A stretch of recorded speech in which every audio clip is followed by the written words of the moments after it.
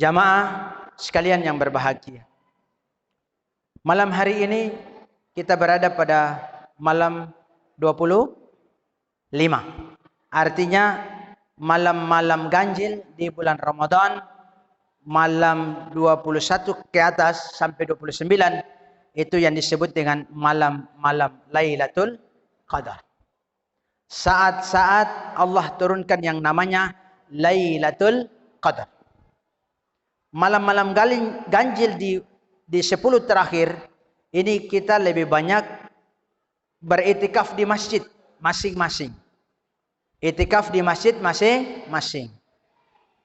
Itikaf ini hukumnya sunnah saja jamaah. Sunnah. Jangan sampai kita bilang wajib. Ini hati-hati. Hanya sunnah saja. Dikerjakan berpahala, ditinggalkan tidak ada masalah. Oleh karenanya Nabi mencontohkan. Maka Rasulullah SAW ketika malam akhir di bulan Ramadan 10 terakhir itu beliau lebih banyak di masjid. Beliau itikaf, beliau membaca Quran, beliau zikir, wirid dan seterusnya sampai dengan pas malam 29 atau malam 30.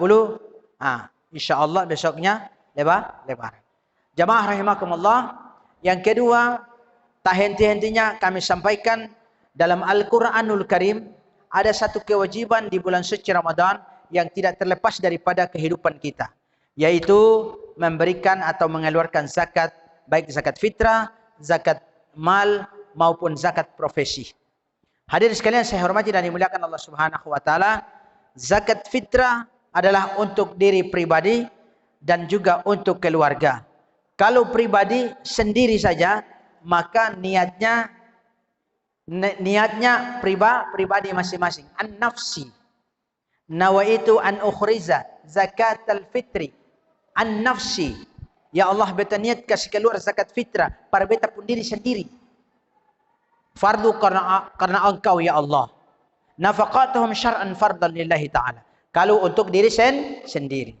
Kalau untuk keluarga, maksudnya kepala keluarga, maka tambahannya di situ an jami'i. Nawaitu an ukhrija zakat al-fitri an jami'i nafaqatuhum syar'an fardan lillahi ta'ala. Ya Allah, beta niat kasih keluar zakat fitrah ini untuk beta dan keluarga semua. Bini, anak, segala macam, cucu-cucu dan sebagainya yang di dalam tanggungan kita. Maka itu kasih keluar. Kasih keluar. Artinya dikasih keluar ke zakatnya. Hadirin sekalian saya hormati, kemudian zakat mal juga demikian. Ada yang sifatnya pribadi ataupun sifatnya keluarga atau umum. Nah, oleh karenanya yang punya usaha-usaha, ada rezeki Allah kasih berkata, kasih keluar.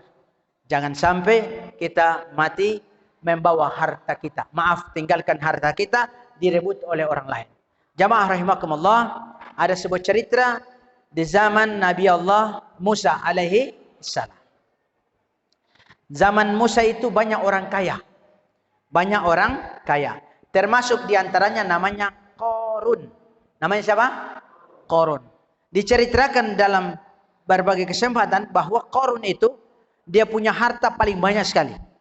Bahkan dia punya kunci-kunci daripada perbendaharaan hartanya itu orang termampu bawa kunci-kuncinya. Karena saking banyaknya dan saking beratnya. Sekali waktu Nabi Musa diperintahkan oleh Allah Subhanahu wa taala kasih keluar zakat. Kasih keluar zakat.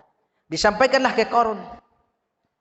Qarun tak mau kasih keluar. Dia bilang, buat apa beta mau kasih keluar sementara ini beta yang kumpul setengah mati, beta mau kasih keluar berapa? Harusnya masukkan boleh. Nah, hadirin sekalian, yang terjadi tahun pertama Qarun tidak kasih keluar. Tahun kedua tidak, tahun ketiga Nabi Musa bermohon kepada Allah Subhanahu wa taala, "Ya Allah, ambillah harta yang engkau titipkan kepada orang yang bernama Qarun." Karena dia tidak mau berzakat atau mau kasih keluar zakat atau sedekah dan sebagainya kepada orang yang berhak menerima. Yang terjadi jamaah rahimakumullah, Allah laknat ini si Qarun dengan segala harta bendanya masuk ke dalam bumi. Ditelan oleh bumi, longsor. Ditelan oleh bumi. Karena apa? Dia tidak mengeluarkan hartanya yang Allah berikan kepadanya. Bismillahirrahmanirrahim. Alhaakumut takatsur. Ayat ini jamaah rahimakumullah, Allah menceritakan tentang kemegahan seseorang. Bermegah-megahan sehingga kalian lalai sampai masuk ke kubur. Alhaakumut takatsur. Kemegahan yang diperoleh seseorang, jangan bangga dengan angka. Kasih kepada yang berhak menerima. Insya Allah Allah lipat gandakan. Alhaakumut takatsur hatta zurtumul,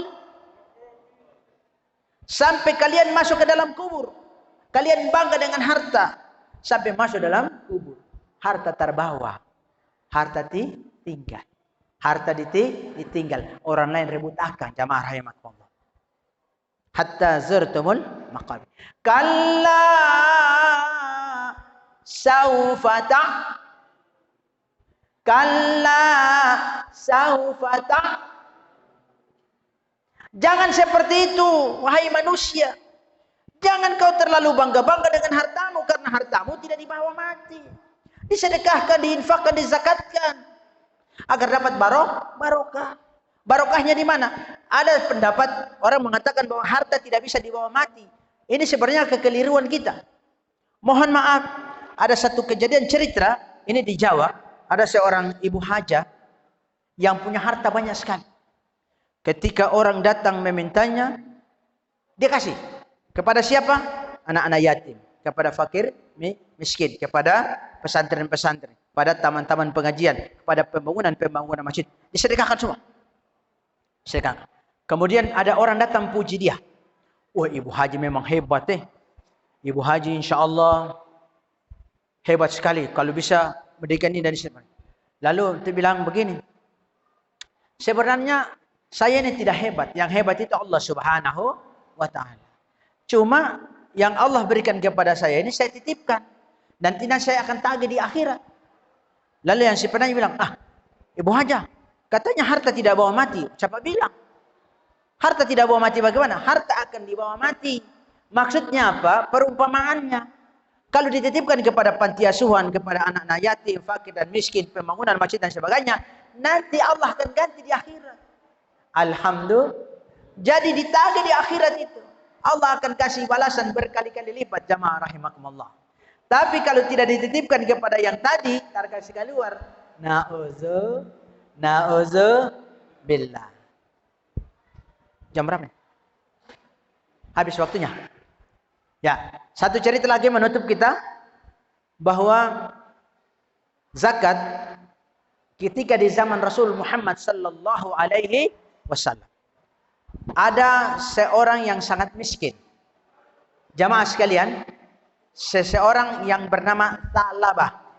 Tha'labah, pakai huruf ta. Tha'labah artinya orang yang serakah, orang yang loak. Dia sangat miskin, dia tidak punya apa-apa. Kalau dia pergi sholat itu hanya kainnya satu sah. Kalau dia sholat berarti istrinya open bar di rumah. Dia sholat saja. Selesai sholat dia pulang gantian. Dia yang open bar, istrinya yang jadi sholat gantian. Hadirin sekalian yang saya hormati, dia menghadap Rasulullah sallallahu alaihi wasallam. Setiap hari dia menghadap, selesai sholat dia menghadap Rasul. Ya Rasul, tolong doakan beta juga ya Rasul. Beta ini orang yang sempung apa-apa ya Rasul. Beta punya kain hanya satu biji sah. Kalau beta sholat begini, beta pembini open di rumah. Nanti kalau beta selesai sholat, beta pulang, beta yang open, baru istri yang sholat. Tolong juga. Rasulullah sudah tahu, ini orang ini ciri-ciri munafik. Rasulullah belum mau doa. Hari kedua, pekan kedua, begitu lagi. Dia menghadap Rasul Sallallahu Alaihi Wasallam. Dia tahu kalau doanya Rasul Sallallahu Alaihi Wasallam itu tidak pernah ditolak, langsung dijawab. Hari ketiga, pekan ketiga, dia menghadap lagi. Rasulullah iba. Dia bilang, ya Rasulullah, ini untuk kesekian kali beta menghadap ya Rasul. Beta terus terang saja, beta di rumah punya kain satu biji areng-areng. Dan beta pun kambing 2 ekor. Tapi kambing ini kaskadulai ya Rasul. Kaskadulai. Artinya apa? Tidak bisa punya turunan karena kaskado. Penyakit. Tolong ya Rasul, doakan beta. Mudah-mudahan insya-Allah dengan doanya Rasul, beta dapat harta, beta akan sedekahkan kepada engkau dan untuk umat Islam, untuk perjuangan Islam. Rasulullah sudah iba. Begitu Rasulullah iba, kemudian Rasulullah mengangkat tangan kepada Allah Subhanahu wa taala. Allahumma ya Allah ya Ghani ya Hamid. Ya Allah, engkau yang maha kaya dan engkau yang sering dipuja ya Allah. Tolonglah hambamu yang bernama Salabah ini ya Allah. Dia yang punya apa-apa ya Allah. Kasihlah dia kekayaan ya Allah. Dengan kekayaan itu dia bertambah dekat denganmu ya Allah. Rasulullah doa malam Jumat seperti ini. Besok pagi dia pun kami yang tadi kaskadu sudah sehat semua. Amin ya Rabbal. Begitu pekan berikutnya dia pun kambing perempuan suhamil. Suhamil. Begitu bulan ke-1, bulan ke-2, bulan ke-3 dia peras susunya. Dia pun kambing itu dia mulai jual susunya ke orang-orang. Alhamdulillah berkah berlimpah karena doa Rasulullah sallallahu alaihi wasallam. Pas masuk tahun pertama dia punya kambing yang tadi 2 jadi 20 ekor karena berkat Allah Subhanahu wa taala. Belum ada kewajiban kasih keluar zakatnya.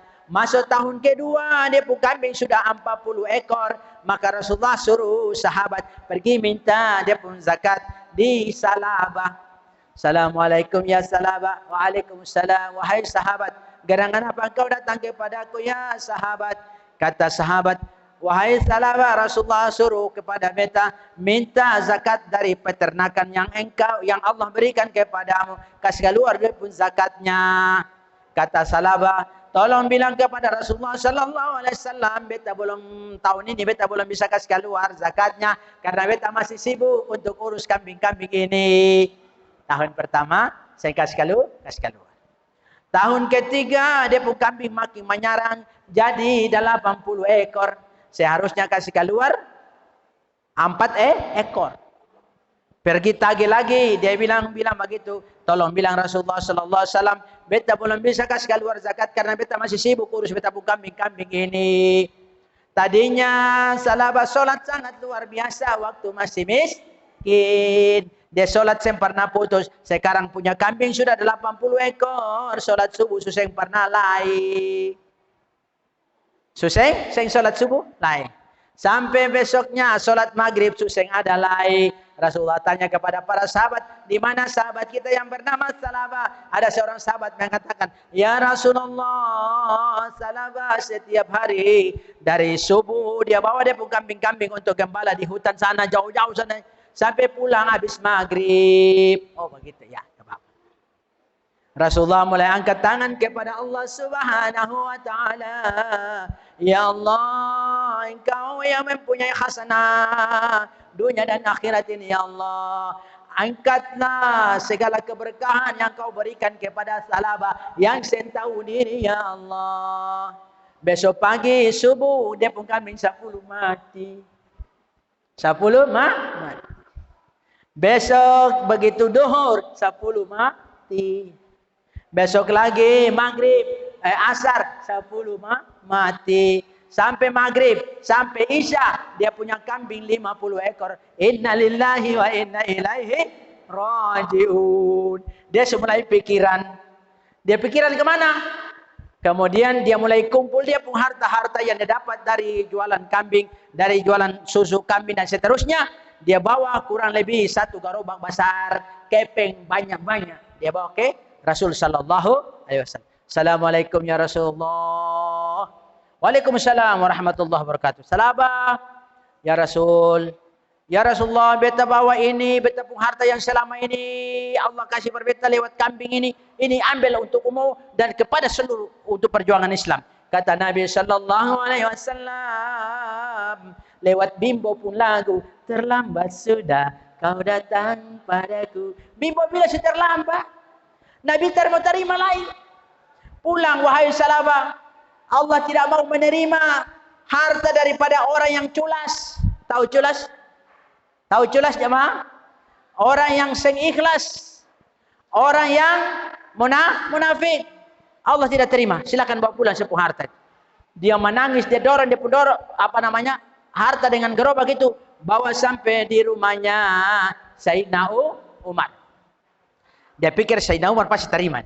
Assalamualaikum ya Amirul Mukminin. Sayyidina Umar, waalaikumsalam. Wahai sahabat, saya dari mana? Ya sahabat, beta ini ada bawa harta banyak, beta mau kasih pada engkau dan seluruh umat Islam untuk perjuangan Islam.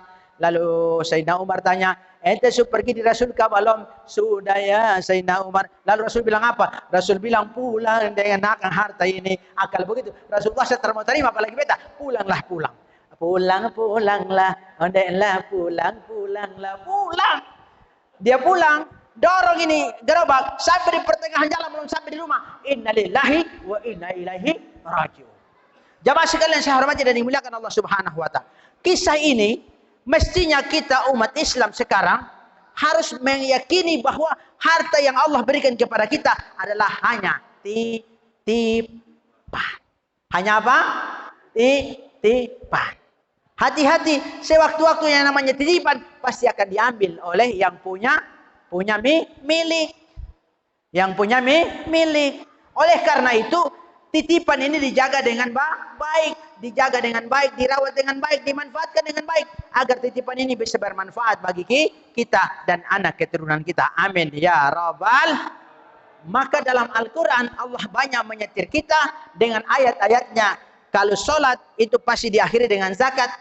Aqimis sholat wa atuz zakat. Seseorang yang sholat pasti dia akan mau mengeluarkan zakatnya. Percuma seseorang yang sholat tapi tidak mau kasih keluar zakat, atau sebaliknya kasih keluar zakat tak sholat, tidak bisa. Nah oleh karenanya ketentuan-ketentuan agama ini haruslah berkesinambungan, tidak bisa lepas pisahkan dari satu dengan yang lain. Jadi ada 5 rukun ini yang harus kita jaga dengan baik. Insya Allah ketika kita jaga dengan baik dan kita serahkan kepada yang berhak menerima, insya Allah harta kita akan beruntung dan bertambah serta bertambah. Punya kelebihan harta mulai sekarang. Jangan simpan sendiri, jangan makan sendiri, akhirnya nanti gigi jatuh. Tapi disedekahkan, dizakatkan, diinfakkan dan lain sebagainya kepada yang berhak menerima. Demikian yang dapat kita sampaikan. Kurang dan lebihnya kita mohon maaf yang sebesar-besarnya. Hadanallahu wa iyyakum ajmain. Wassalamualaikum warahmatullahi wabarakatuh. Kepada pemirsa Umlati TV, tolong di like atau subscribe dan di share. Insyaallah berkah.